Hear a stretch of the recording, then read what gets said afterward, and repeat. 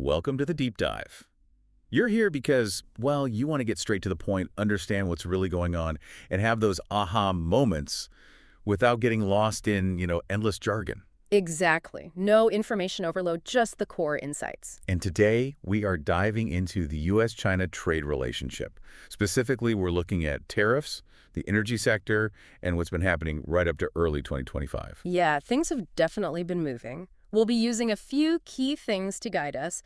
The Wikipedia page on the China-U.S. trade war for the background and latest updates. Okay. An article from Industra Global, which zeroes in on how tariffs might be threatening the energy connection between the two. And crucially, some hard data from the U.S. Energy Information Administration, the EIA. Got it. So our mission, if you will, is to piece together the current picture of U.S.-China trade, especially concerning energy, using just what these sources tell us. Let's do it. Okay, so this trade war.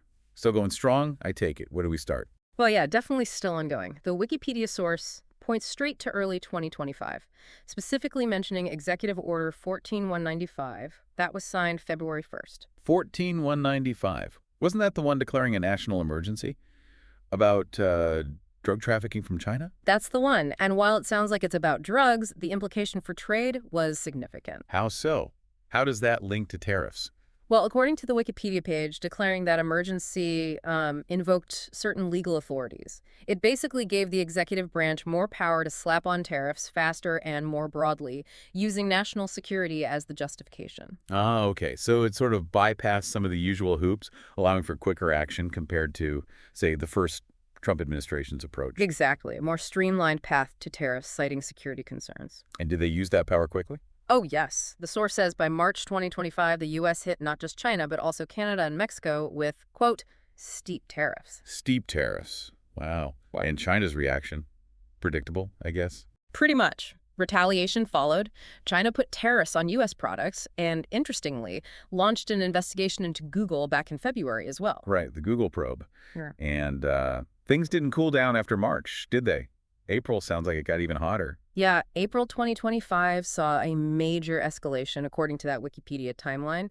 U.S. tariffs on Chinese goods were looking like they could go over 50%. 50%? And even tariffs on EU goods were set to rise about 20%. Okay, so widening the scope too. And China? China hit back hard. Tariffs started at 34% on all U.S. goods from April 10th, but then they jumped. First to 84%, and then, believe it or not, 125%. 125%. That just shuts things down, doesn't it? It's an enormous barrier. And on top of that, the source mentions China actually halted some critical exports as things intensified in April.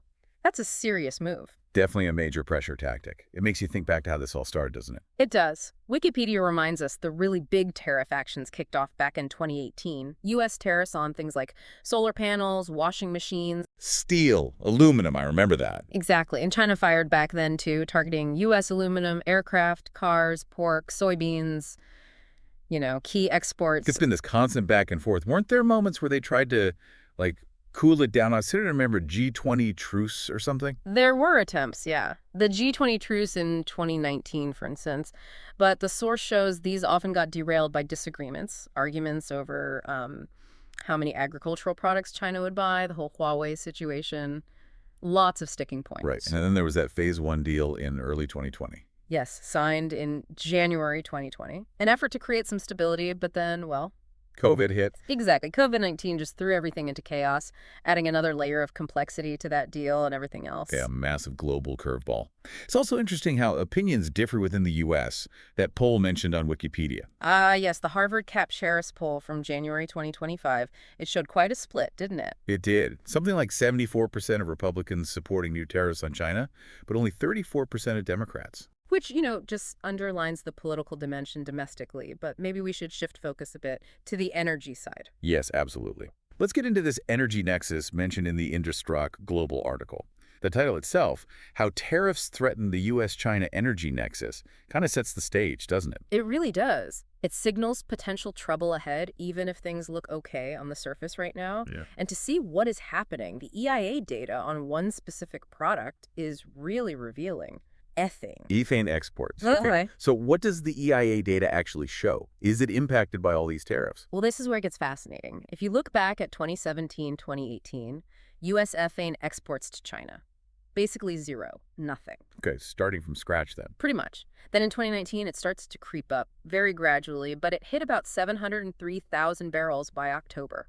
A small beginning. Still seems tiny compared to overall trade, but a start. Did it pick up from there? Oh, it did. 2020 saw more consistent exports bouncing around between, say, roughly 100,000 and almost 1.4 million barrels a month. Okay, so becoming a regular thing. Yeah. But then 2021, that's when things really took off. A huge jump, lots of fluctuation month to month, but it peaked at nearly 5.9 million barrels in August. Wow, wait, from basically zero a couple of years earlier to almost 6 million barrels in a month. Yeah. That's huge. Right. Any idea why?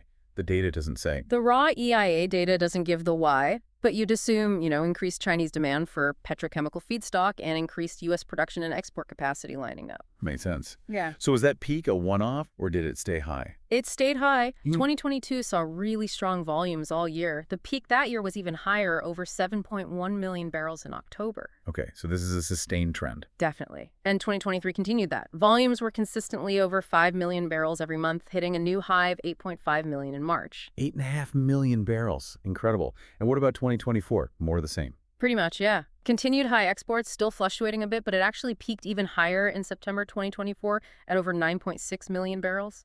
Finished the year strong, too, over 8 million in December. So the records just kept falling.